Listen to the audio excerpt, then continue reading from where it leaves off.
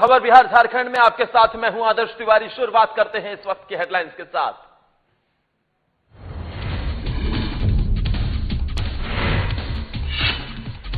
CM Hemant Soren ने की video conferencing. वापस आ रहे प्रवासियों के लिए सरकार ने शुरू की तैयारियां। अलग अलग विभाग और मनरेगा के माध्यम से काम देने के लिए रोस्टर बना रही सरकार। गुमला जिले से आई राहत भरी खबर। जिले में 9 लोगों ने जीती कोरोना से जंग। उपायुक्त ने सभी मरीजों का किया ताली बजाकर स्वागत।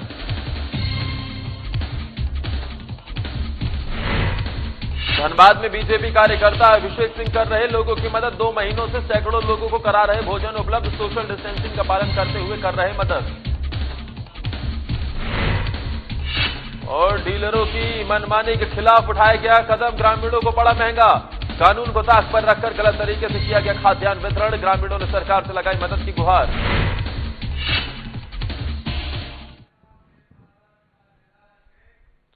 और शुरुआत इस वक्त की बड़ी खबर के साथ करेंगे जो रांची से आ रही है, जहां पर झारखंड के पूर्व राज्यपाल वेद मारवाह का निधन हो गया है। आपको बता दें कि वो गोवा के एक अस्पताल में उन्होंने अंतिम सांस ली है। वेद मारवाह जो कि झारखंड के पूर्व राज्यपाल, मणिपुर और मिजोरम के भी राज्यपाल रह चुके थे मारवाह, उनका निधन हो गया है। और साथ ही जम्मू कश्मीर और बिहार के राज्यपाल के सहायक भी रहे थे वेद मारवाह, उनका निधन हो गया है। गोवा के एक अस्पताल में हुआ यह निधन। और साथ ही 3 राज्यों के वो राज्यपाल रह चुके थे। साथ ही आपको बता दें कि दिल्ली पुलिस के वो कमिश्नर भी रहे। ऐसे में उनका निधन हो गया है। झारखंड के पूर्व राज्यपाल वेद मारवाह का निधन। और हमारे साथ इस बड़ी खबर पर ज्यादा जानकारी देने के लिए हमारे बिहार झारखंड संपादक कुंदन कृतज्ञ फोन लाइन पर जुड़ गए। कुंदन जी, क्या अपडेट फिलहाल मिल रहा है? क्या अंतिम संस्कार को लेकर किस तरीके की जानकारी मिल रही है? देखिए आदर्श, आपको बता दें कि वेद मारवाह जो 2003 से 2004 तक झारखंड के राज्यपाल रहे थे, इनका निधन कल गोवा के मापुसा के असीलो अस्पताल में हुआ है। कल देर रात इन्होंने अंतिम सांसें ली हैं। और अपने 36 साल के करियर में एक आईपीएस अधिकारी के तौर पे इनकी काफी पहचान बनी थी और एक तेज तर्रार अधिकारी के रूप में इन्होंने अपनी पहचान बनाई थी। और इनके पूरे कार्यकाल में 2 प्रमुख उपलब्धियां इनके हिस्से रही हैं कि यह दिल्ली पुलिस के कमिश्नर भी रह चुके थे और एनएसजी राष्ट्रीय सुरक्षा गार्ड, जो कि प्रधानमंत्री सुरक्षा के लिए जो दस्ता जिम्मेदार होता है, उसके भी महानिदेशक के तौर पर इन्होंने अपनी सेवाएं दी थी। और झारखंड की स्थापना के बाद आदर्श 2000 में जब झारखंड का स्थापना हुआ था, उसके बाद यहाँ पर नक्सलियों का काफी आतंक देखा जा रहा था और काफी लॉ एंड ऑर्डर की काफी समस्या थी। और शायद इसी वजह से केंद्र सरकार ने इन्हें झारखंड राज्यपाल नियुक्त करके भेजा था, क्योंकि इनके अनुभवों का फायदा लिया जा सके। और जो खबरें आ रही हैं उन खबरों के मुताबिक यह बताया जा रहा है कि गोवा में ही पूरे परंपरागत तौर से इनका अंतिम संस्कार किया जाएगा। और आज देर शाम इनके अंतिम संस्कार होने की सूचना आ रही है। आदर्श कुंदन जी, क्योंकि वेद मारवाह एक आईपीएस अधिकारी भी थे, दिल्ली पुलिस के कमिश्नर भी रहे थे और साथ ही 3 राज्यों के राज्यपाल भी रहे थे, लेकिन बताया जा रहा है कि काफी लंबे समय से वो किसी तरीके की बीमारी से ग्रसित थे, जिसके कारण उनका निधन हुआ है। देखिए, यह बिल्कुल सही आपने कहा कि काफी लंबे समय से यह कई तरह की बीमारियों से जूझ रहे थे और इनकी उम्र 87 वर्ष हो चुकी थी। तो एक तो उम्र की वजह से जो बाकी दूसरी बीमारियां होती हैं उन बीमारियों से ग्रसित थे और 2-3 तरह की बीमारियों की अपुष्ट खबरें आ रही हैं।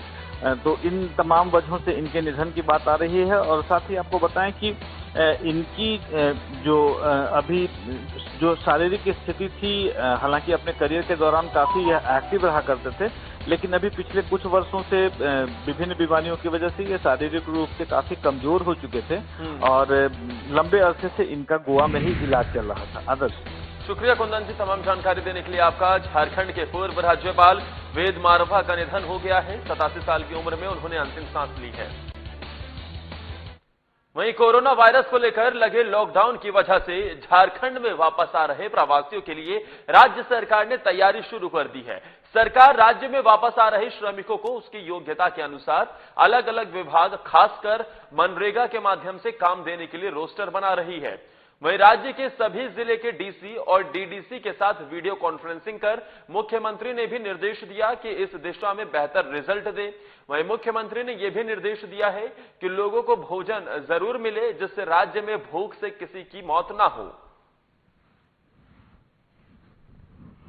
पहले से ही प्रोग्राम था। आज राज्य के सभी जिला वरीय पदाधिकारी डीसी डीडीसी के साथ, और वो था विषय मनरेगा को लेकर, रोजगार सृजन को लेकर। जिस तरीके से हमने पहले भी कहा था कि कुछ योजनाओं को हम लोगों ने नए सिरे से शुरू की है, और मनरेगा योजना भी चल रही है। और मैंने पहले भी कहा था कि मनरेगा मुझे लगता है आज के समय में इस देश के लिए एक मील का पत्थर साबित होगा, अगर वो सही तरीके से उसका प्रबंधन किया जाए। इस बीच गुमला से एक राहत भरी खबर सामने आ रही है। जिले में 9 लोगों ने कोरोना से जंग जीत ली है, जिन्हें 14 दिनों के लिए होम क्वारंटीन में रहने की सलाह दी गई है और साथ ही अब उन्हें घर भेज दिया गया है। वहीं गुमला के उपायुक्त शशि रंजन की अगुवाई में मरीजों का ताली बजाकर स्वागत किया गया और साथ ही खाने की सामग्री देकर उन्हें सम्मानित किया गया। वहीं उपायुक्त ने सदर अस्पताल में कोरोना वायरस टेस्टिंग लैब और मशीन का उद्घाटन भी किया। इसी को लेकर उपायुक्त के साथ उप विकास आयुक्त हरि कुमार केशरी, अपर संभारता Sudhir Kumar Gupta, civil surgeon doctor Vijaya Bhengra समेत तमाम चिकित्सा कर्मी मौजूद रहे। हम पहले से हमको लाया गया था 23 तारीख को। आज हमको छुट्टी मिल रहा है। उधर से आते समय कोरोना पॉजिटिव हो गया था, लेकिन अब मैं ठीक हो गया। घर जा रहे हैं ना? घर जा रहे हैं। कैसा लग रहा है? अच्छा लग रहा है। 8 लोग स्वस्थ हुए, बाकी लोग भी स्वस्थ हो ही रहे हैं। घबराने की कोई जरूरत नहीं है। बस उन्हें सोशल डिस्टेंसिंग पे ज़्यादा ध्यान देना होगा। और जिनको कोरोना पॉजिटिव हो भी जाती है तो डॉक्टर के संरक्षण में रहेंगे, जल्द से जल्द स्वस्थ थे। तो आज उनका रिपीट टेस्ट किया गया और रिजल्ट आया, निगेटिव पाया गया। कुल 9 संक्रमित मरीज की जो थे उनकी रिपोर्ट निगेटिव आई है। तो उनको आज यहाँ कोविड हॉस्पिटल है, यहाँ से उन्हें अपने घरों के लिए रवाना किया जा रहा है, जो काफ़ी उत्सुक हैं। सभी स्वस्थ हैं, सभी को फर्दर होम क्वारंटाइन के लिए कहा गया है। तो इस तरह जो जिले में 9 जो संक्रमित मरीज थे वो ठीक होकर घर जा रहे हैं। एक तरह से हम लोगों के लिए भी पॉजिटिव संकेत है, और जो जैसा कोरोना से संक्रमित लोगों के लिए जो उपचार की जो गाइडलाइन है उसके अनुसार ही सारे कार्य हो रहे हैं, और लोग संक्रमित हो जा रहे हैं, उनकी ठीक तरह से यहाँ उपचार हो रहा है, तो लोग ठीक होकर घर भी जा रहे हैं। लॉकडाउन की विकट परिस्थिति में भी जहां कई संस्थाएं गरीब असहाय लोगों को भोजन उपलब्ध करवाने का काम कर रही हैं, तो वहीं धनबाद के झरिया में बीजेपी के सक्रिय कार्यकर्ता अभिषेक सिंह नामक युवक ने लगभग बीते 2 महीनों से सैकड़ों लोगों को भोजन उपलब्ध करवाने का बीड़ा उठा रखा है। अभिषेक द्वारा चलाए जा रहे इस भोजन कैंप में सोशल डिस्टेंसिंग का पालन करते हुए रोजाना 700 से 800 लोगों को भोजन उपलब्ध कराया जा रहा है। आसपास में भी लोगों को जागरूक करें, और जब आप हाट बाजार करने जाते हैं तो भी वहां सोशल डिस्टेंसिंग का पालन करते हुए आप लोग ये करें। चूंकि प्रधानमंत्री जी का एक संदेश था कि जो भी सक्षम लोग हैं वो अपने आसपास के 5 परिवार को भोजन कराएं, उनका पेट भरें।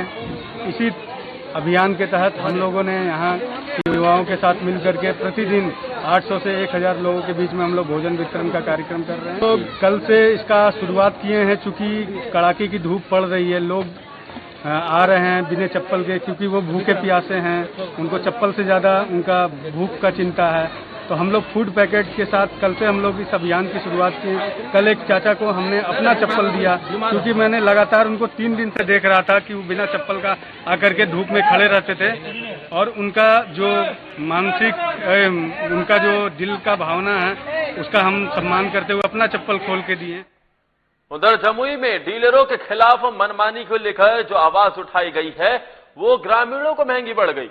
जमुई जिले के सोनो प्रखंड अंतर्गत नया डीह पंचायत का डीलर सुभाष चंद्र सिंह कानून को ताक पर रखकर गलत तरीके से खाद्यान्न वितरण करता है, जिसके खिलाफ ग्रामीणों ने इसकी गुहार बिहार सरकार के मुखिया नीतीश कुमार से लगाई, जिसकी प्रतिलिपि यानी कॉपी भी खाद्य उपभोक्ता मंत्री भारत सरकार, खाद्य उपभोक्ता मंत्री बिहार सरकार, जिला पदाधिकारी जमुई, अनुमंडल पदाधिकारी जमुई, आरक्षी अधीक्षक जमुई, बिहार राज्य खाद्य आपूर्ति निदेशक पटना को भेजी गई, जिसके बाद 4 नौजवानों पर मामले को उलझाने के और साथ ही मामले को रफा दफा करने के लिए गलत नियत से प्रखंड आपूर्ति पदाधिकारी ने झूठा मुकदमा दायर कर दिया। इसी कड़ी में युवक अपनी फरियाद लेकर समरणालय पहुंचे और मदद की गुहार लगाई है। ये अभी इस महामारी में सरकार द्वारा जो गरीबों को सहायता दिया जा रहा था राशन के राशन में, उसमें काफी डीलरों द्वारा अनियमितता किया गया। इसकी गुहार के लिए हमने शासन प्रशासन को आग्रह किया। आग्रह में मुख्यमंत्री को, जिला आपूर्ति विभाग को, डीएम साहब को, सभी को हमने आवेदन से अवगत कराया। ये आवेदन को जांच के क्रम में इन्होंने एमओ साहब और सभी डीलर सुभाष चंद्र सिंह का जो सहायक निरंजन सिंह है, उनके घर में बैठकर ये लोग कमेटी बनाए और कमेटी बना के गाँव में जाके प्रलोभन दिए कि आप लोग को हम राशन कार्ड बनवा देंगे। हम लोगों ने कहा कि जो हम लोग का दबाव है कि जो 2 किलो 4 किलो काट लिया जाता है, इसके बारे में ये कोई चर्चा नहीं की। यह है सर कि नया डी पंचायत के अंतर्गत जरुआ नारी है, जहाँ पे फर्जी डीलर निरंजन सिंह है, वर्तमान में वो समिति है पंचायत का, और उन्होंने सर फर्जी तरीके से डीलर चला रहे हैं और कटौती कर रहे हैं इस महामारी में।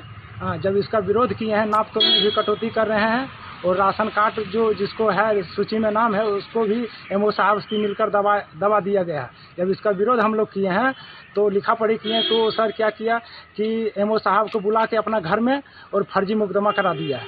हम लोग भ्रष्टाचार के खिलाफ जो भी अभी कालाबाजारी डीलर कर रहा है उसके खिलाफ हम लोग आवाज़ बुलंद किए, जिसमें एप्लीकेशन भी दिया गया था सोनो एमओ साहब को और मुख्यमंत्री को भी पत्र लिखे।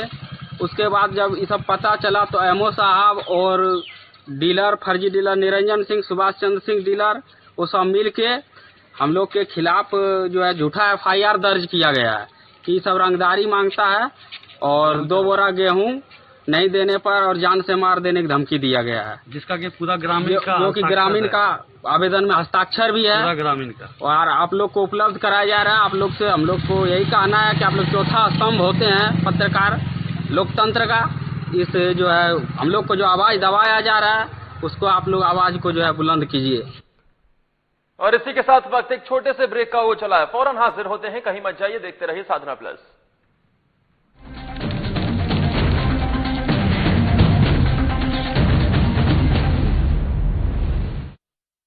रहने की ताकत दुनिया को हमने दिखाई है, अकेले घर पर रहकर कोरोना की करनी विदाई है।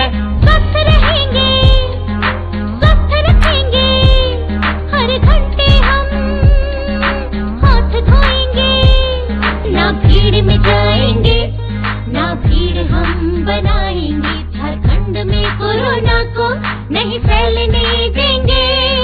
सजग रहेंगे, संयमित रहेंगे, अफवाहों को ना हम सुनेंगे, सरकार प्रशासन की हर बातों पर करेंगे अमल, कोरोना को हराकर लौटाएंगे हम चहल पहल। हर घंटे में 20 सेकंड तक साबुन से हाथ धोएं, जिनमें दिखे लक्षण उनसे 2 मीटर की दूरी बनाएं, लक्षण दिखने पर डॉक्टर से जांच करवाएं, नाक कान मुंह पर हाथ न लगाएं, हर क्षेत्र से कोरोना को भगाएं, सजग रहें, स्वस्थ रहें। हेमंत सरकार हर पल आपके साथ। सूचना और जनसंपर्क विभाग झारखंड सरकार द्वारा जनहित में जारी।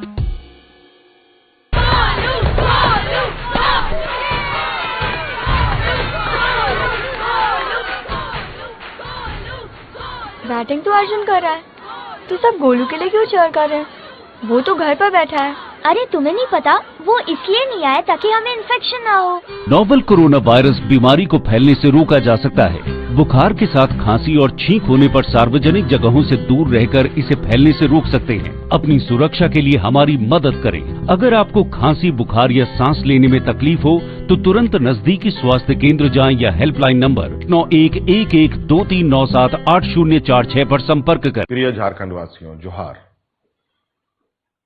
आपको मालूम है हमारे राज्य में लॉकडाउन है और पूरे देश में भी लॉकडाउन है।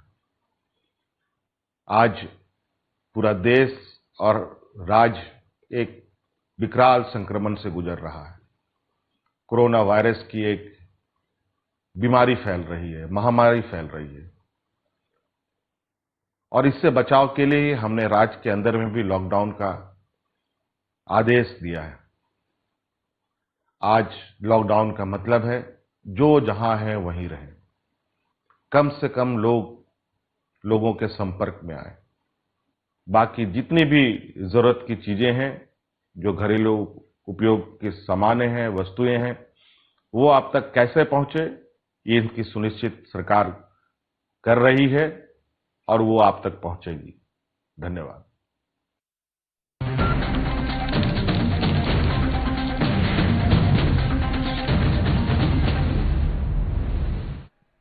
ब्रेक के बाद एक बार फिर आप सभी का स्वागत है। बात कटिहार के बरारी रेफरल अस्पताल की करते हैं, जहां कोरोना महामारी से बचाव में जुटे कोरोना योद्धाओं को सम्मानित करने का क्रम जारी है।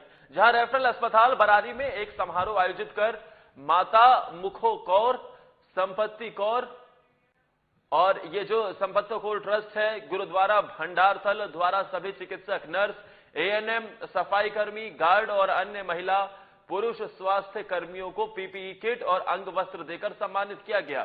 साथ ही विपदा की इस घड़ी में उनके द्वारा दी जा रही लगातार सेवा भाव के लिए उनकी प्रशंसा की गई। इस अवसर पर गुरुद्वारे के प्रधान सह पूर्व प्रमुख सरदार अमरजीत सिंह समेत कई लोगों ने वहां पर उपस्थिति दर्ज कराई। माता मुखो और संपत्ति को ट्रस्ट गुरुद्वारा भंडारतल के द्वारा आज हमारे जो कोरोना महामारी में आज रेफरल हॉस्पिटल के द्वारा जो भी सराहनीय कदम इलाज कराया जा रहा है, आज कोरोना महामारी का इलाज जो हो रहा है, आज हम लोग सभी मिलकर डॉक्टर साहब का और एनएम महोदया का बरारी हॉस्पिटल में गुरुद्वारा की तरफ से सम्मानित कर रहे हैं और इसमें हम लोग सभी मिलकर बधाई दे रहे हैं डॉक्टर साहब को कि सभी मिलकर इस कोरोना महामारी का इलाज कर रहे हैं। जिसको कहते हैं सम्मिलित होकर के मिलजुल करके किसी लड़ाई को लड़ना, उसका एक पाठ है और बहुत अच्छी चीज़ है कि ये कोरोना महामारी एक तरह के एक जंग है, एक युद्ध है और इस युद्ध में हर तरह का सहयोग होना चाहिए, एक जज्बात होना चाहिए, क्योंकि युद्ध जज्बात से जीती जाती है। और उसमें गुरुद्वारा प्रबंधक कमेटी भंडारतल का इस तरह का क्या कहते हैं सहयोग, इस तरह की एक्टिविटी ये बहुत ही सराहनीय है और हर लेवल पे इसको दर्शाना चाहिए, दोहराना चाहिए। कोरोना महामारी पूरे विश्व में बड़ा ही संक्रमित रूप धारण किया है और खास करके मैं बधाई देना, धन्यवाद देना चाहता हूँ रेफरल हॉस्पिटल के सभी स्वास्थ्य कर्मियों को, जिन्होंने अपना जान को जोखिम में डाल करके जनमानस का रक्षा किया है और कर रहा है। इसलिए मैं हम लोग उसका ऋणी हैं। हम लोग ऋण तो चुका नहीं सकते, लेकिन एक तुच्छ सम्मान के रूप में उनको हम लोग चादर से, किट से सम्मानित किए हैं। अब खबर समस्तीपुर से है, जहां के उजियारपुर थाने के पुलिस कर्मियों द्वारा बीती रात एक घर में घुसकर महिला और बुजुर्गों की बेरहमी से पिटाई की गई। पिटाई से आक्रोशित ग्रामीणों ने उजियारपुर थाने पर हमला बोल दिया। जख्मी बेहोश महिला को खटिया पर लादकर करीब 500 की संख्या में ग्रामीण थाने आए और थाने को घेर लिया, साथ ही जमकर पत्थरबाजी की। इसके बाद मारपीट के आरोपी पुलिस पदाधिकारी रविंद्र तिवारी की ग्रामीणों ने जमकर पिटाई भी की। जवाबी कार्रवाई में उजियारपुर पुलिस ने भी आक्रोशित लोगों के ऊपर ताबड़तोड़ लाठियां बरसाई। कुछ देर के लिए उजियारपुर थाना परिसर रण क्षेत्र में तब्दील हो गया था। आक्रोशित ग्रामीणों द्वारा की गई रोड़ेबाजी में उजियारपुर थाने के सहायक अवर निरीक्षक रविंद्र तिवारी घायल बताए जा रहे हैं। आक्रोशित ग्रामीणों का आरोप है कि उजियारपुर थाने के पुलिसकर्मी ने रिश्वत लेकर घर की 2 महिला और एक बुजुर्ग को बेरहमी से पीट दिया। हमको गया घर पे बोला जो कौन गया था? पुलिस गया था। क्या नाम था? नाम नहीं बताया। पुलिस गया है और चंदी पासवान का बेटा भी दोनों था। चंदी पासवान का दोनों बेटा था और बोला क्या जो सब बोला पुलिस सर जो ये लड़की को रखी हमको हम नहीं रखेंगे, इसका पति रखेगा, हम नहीं रखेंगे। पति को बुलाइए, पति रखेगा। इतने पर हमको ससुर को पीटा। जब तक मेरी ननद गई बचाने, ननद को खुट्टा पर धक्कर के खचार दिया लाइटे लाइट। कौन मारा है? पुलिस। अच्छा। उसके बाद खचारने के बाद क्या हुआ जो हम गए समाज को, जो हमको मारा तो हम कुछ नहीं किया। समाज को बुलाने जब तक गए तब तक हमको घर से बाहर समाज खेता तब तक हमको भी मारा है। मेरा सास ससुर ननद नंदोस इतनी छोटा सबको मारा। हमारे साथ ये हुआ घटना कि लड़की भाग गई थी हमारे कुतो, और उसको कल परसों पकड़ के लाया है। वो लोग बोलता है कि तुम रखो, हम बोला नहीं रखेंगे। जो लाया है, जो भगा कर गया उसको रखेंगे। लड़का लोग को, लड़की को लाया, लड़का को उधर भगा दिया है हमारे बगल वाला। वो सब मिलकर सबको पैसा देकर हमको आज पुलिस भेजा। पुलिस को भेजा हमको पास, हमको बोलता है ये तुम्हारा रजिदादा नाम है कल जी, हाँ इधर आओ, क्या है? तो लड़की को रखो घर में। हम बोला घर में नहीं रखेंगे, हमारा गाँव समाज साथ है, कहेगा तब रखेंगे, तो नहीं रखेंगे, गाँव समाज से बढ़कर नहीं है। वो बोला कि नहीं, हमको कॉलर पकड़ कर झाटी में घुसेड़ दिया। जब घुसेड़ दिया तो हमको बेटी उटी दोगा, बेटी को भी मार कर सुता दिया। हम उधर से निकल कर गाँव समाज को बताने चले गए। फिर हमारा बड़की बेटी को भी मारा है। लॉकडाउन 5 यानी अनलॉक 1 में थोड़ी ढील मिलते ही अपराधी भी सक्रिय हो गए हैं। समस्तीपुर जिले के कल्याणपुर थाना क्षेत्र के मिर्जापुर गांव में देर रात करीब आधा दर्जन डकैतों ने आईबी के एक अधिकारी को बंधक बना उनके घर में लूटपाट की घटना को अंजाम दिया। डकैत उनके घर से 45,000 नगद के अलावा करीब 1,60,000 रुपए के जेवरात लूट ले गए। मामले में पुलिस ने गांव के ही एक युवक को हिरासत में लेकर पूछताछ शुरू कर दी है। घटना तो हुई है कि सीबीआई को घर में डकैती हुआ, छत पर चढ़ करके सीबीआई के मारपीट किया, पैसे ले लिया, सोना चांदी ले लिया। कितने आदमी आए थे? सो तो नहीं देखे हम। क्या पता चला है आपको? पता चला सुबह में देखे सीबीआई को मारपीट, हल्ला हुआ देखे तब यहाँ हम लोग आए। हमें गांव के लोगों से पता चला है, जो विनोद जी हैं जो सीबीआई में रहते हैं, उनके यहाँ जो है कुछ घटना हुई है, लूटपाट हुआ है। तो हमने स्पॉट पर आया तो यहाँ गांव समाज के लोग से भी पता किए और स्पॉट पर भी देखे तो उससे पता चलता है कि अज्ञात 2 व्यक्ति आके इनके अंदर घर में घुस के इनके साथ मारपीट भी किया है और लगभग 2-2.5 लाख रुपया और 4 भरी के लगभग से सोना जो है सो लेके चला गया।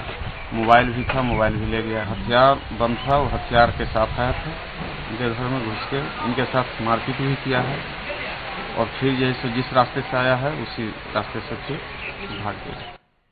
कहते हैं जब संकट आता है तब आस्था के साथ साथ अंधविश्वास भी पैदा होता है। जहां एक तरफ पूरा विश्व कोरोना महामारी की वजह से जूझ रहा है, तो वहीं भारत के कुछ हिस्सों में कोरोना वायरस को एक देवी का दर्जा देकर इसकी पूजा अर्चना शुरू कर दी गई है। ऐसी ही तस्वीर आज जमशेदपुर के स्वर्ण रेखा घाट में देखने को मिली, जहां एक चित्रकार ने तथाकथित कोरोना मां की पूजा को समर्पित करते हुए स्वर्ण रेखा नदी के घाट के चट्टानों पर चित्र बनाया। चित्रकार के द्वारा बनाए गए चित्र में स्वर्ण रेखा घाट पर हो रही पूजा को लेकर रंग भरने की कोशिश की। महिलाएं अपने परिवार की रक्षा के लिए फूल, मिठाई और लौंग लेकर कोरोना माई की पूजा कर अपने परिजनों की सुरक्षा की कामना करती दिखाई दी। आस्था और अंधविश्वास की ऐसी तस्वीरें हमें बिहार, झारखंड में आए दिन देखने को मिल रही हैं। जाहिर सी बात है कि महिला श्रद्धालुओं का मानना है कि सैनिटाइजर, मास्क, सोशल डिस्टेंसिंग और लॉकडाउन के बाद अगर पूजा पाठ करने से इस बीमारी से छुटकारा मिल सकता है तो ऐसी पूजा करने में क्या हर्ज है।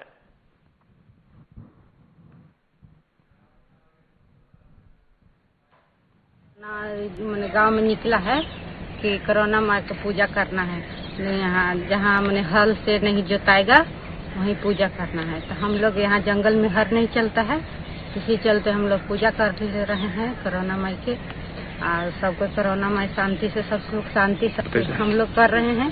9 गो लड्डू चाहिए, 9 गो लवंग चाहिए, 9 गो फूल चाहिए, सब मैंने मिल के 9 गो अगरबत्ती चाहिए, घी के दिया सब जला के हाँ गबड़ा ठान कर आदमी पूजा करता है। मैं मैसेज ये दिया हूँ कि जैसे भी लोग एक महिला ने कहा था कि कोरोना माता का पूजा हो रहा है, तो उसी माता को मैंने दिखाया है इस पेंटिंग के जरिए। अब लोग पूजा कर रही है, अब ये आस्था है या अंधविश्वास, मगर इसे लोग धर्म के रूप में देख रहे हैं। पहले जैसे मोदी ने कहा था कि घर घर दिया जलाओ, तो उसमें सभी लोग ने दिया जलाया था, तो इस टाइप से सभी लोग अब मान रहे हैं, इस पे सब जला रहे हैं और काम कर रहे हैं। तो इस चीज़ पे भी लोग मैंने इस पे पेंटिंग दिखाया है। जब कोरोना जमशेदपुर में एक भी नहीं था, तो लोग सब घर में डर के मारे छुपे हुए थे, और जब कोरोना की संख्या बढ़ गया है तब लोग अब घर से बाहर निकल रहे हैं, घूम रहे हैं, तो एक आस्था ही समझ के लोग इसे पूजा कर रहे हैं, और ये पेंटिंग के जरिए एक आस्था है।